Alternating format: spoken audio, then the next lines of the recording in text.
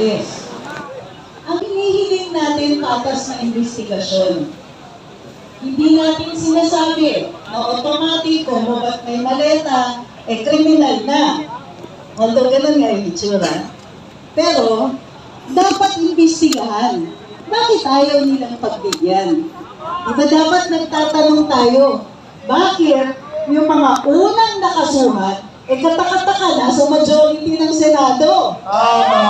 Bakit sila lang? Bakit sila? At bakit kailangan takutin ang ilang mga senador? Nakakasuhan sila. Pero hindi lang po senador ang kinakasuhan. Pati kami. Tama! Classmate! Aling na kaso. Dalawa rin yata apat. Dalawa. Feeling na hindi mga nasa NBI. Madami po sa NBI kasama. So, yun talaga yung bakas ng bangal eh. At ang masama niyan, pati yung karapatan natin magsalita at magpahayag, yung kaisa-isang pinakamahalagang karapatan ng ordinaryong mamamayan para ipaabot sa mga mandarambong sa gobyerno na alam natin yung ginagawa nila at hindi natin ito papalipas, yun pa ang kinukuha sa atin. So, di ba sa social media, ilang beses ka na natanggalan ng account ka, Eric? Dalawa na. Pangatlo ngayon. Ilang beses na-hack ako. Isang beses. Tapos, araw-araw yata, meron kaming bagong kasalanan sa Facebook. Hindi ako nagmumura. Hindi ako nag-aakusa ng walang ebidensya. Pero, kahit paano, ganit pa rin. At ito yung katakataka. Wala naman tayong hinihingi na illegal. Yes. Ang hinihingi natin, investigasyon. Maayos na serbisyo. Maayos na paggastos ng buwis ng bayan. Pero bakit parang tayo pa yung tinatrato na rebelde? Ito pa, yung tunay na mga lumalaban sa gobyerno, gamit pa pera ng gobyerno, sila nakaupo. Wow! Kakampi pa ng mga nakaupo. So, paano magiging patas? Tayo, ang hinihingi natin, maayos na paggastos ng buwis na binabayad natin. Buwis na pinaghirapan natin. Buwis na maayos natin kinita. So, buti sana kung napakaliit na binabayad natin, okay lang. Pero, nakikita nyo kung gano'ng karaming buwis ang binayad natin, may isa daw na dineliver yung mga Marines na 44 na maleta. Wow! Isang delivery yan, 44. isang tao! Ano yung 44 maleta? Ang isang malaking maleta, 60 million ang laman. Diyos biyo. Mana biya. So bakit pinapagkait sa atin ang investigasyon?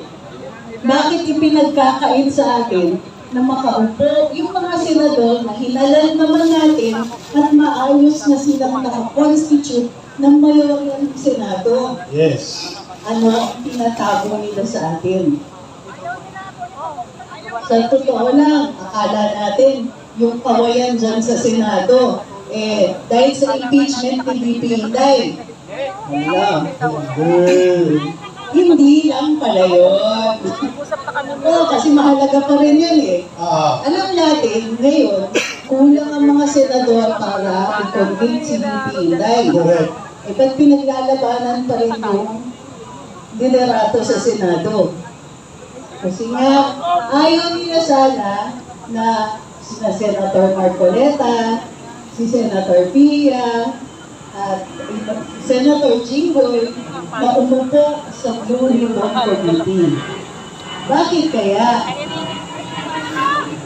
At bakit ang aga? Alam niyo yung kaso ni Senator Jinggoy?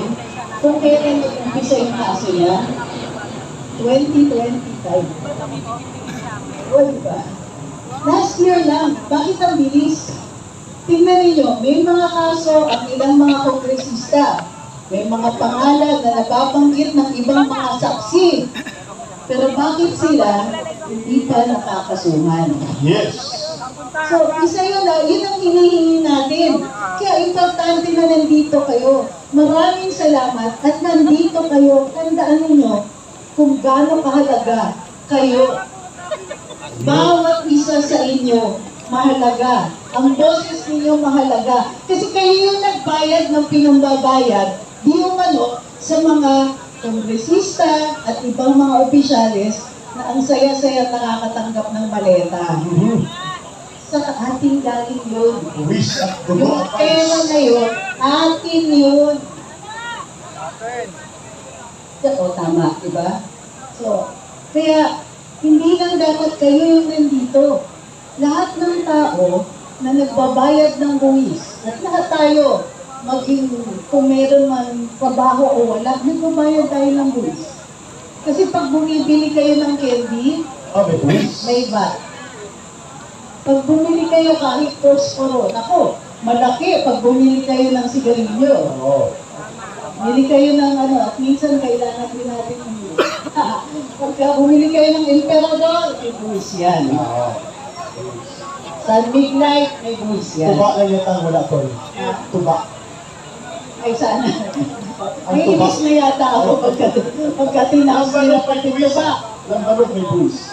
Ng banog may buwis. So, yung galit ninyo, tama yung galit na yan. Mayroong galit na nakakasira.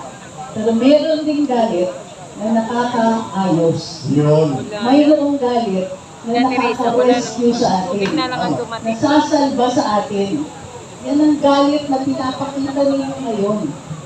Hindi kailangan na nagsisigaw tayo para malaman nilang galit tayo. Pero importante na nagsasalita tayo, nagpapahayag, at nagpupulong katulad ng ginagawa niyo dito ngayon para alam ng ating mga namamahala sa gobyerno na hindi na tama ang ginagawa nila. Kapag mamimihasa silang papabayaan niyo yan. Tama! Papabayaan mo natin yan. Hindi. Hindi pwede. Paano mga anak nyo? Paano mga apo? Yung mga batang musmos ngayon, hindi nila alam na sa ngayon, okay pa yung buhay nila. Pero bigyan nyo ng ilan pang taon, lubog sa utang ang Pilipinas. Ang mahal ng binabayad natin sa krudo. Inuna pa nila na magkumita yung mga fuel companies dito. Hinayaan nila na hirap tayong magbayad ng higit na 100 piso para sa 1 litro ng krudo. Inuna nila yung kita ng mga mayayaman na. So ang hinihiling natin dito, hoy, umayos naman kayo dyan. Tandaan din ninyo, sa unang 2 taon ni BBM, biyahe siya ng biyahe. Alala niyo yan? Opo. Huwag niyong kakalimutan yan. Kasi nangako siya. Nangako siya na kaya siya bumabiyahe dahil kumukuha siya na mag-i-invest dito sa Pilipinas. Ayun. Sa unang 2 taon, 0 siya doon. 0. Sa itong 2 taon, ayon sa kanila, may 12 daw na investors na nakapasok. Pero pag tinanong nyo sila, Ano? sino yung mga yun? Wala.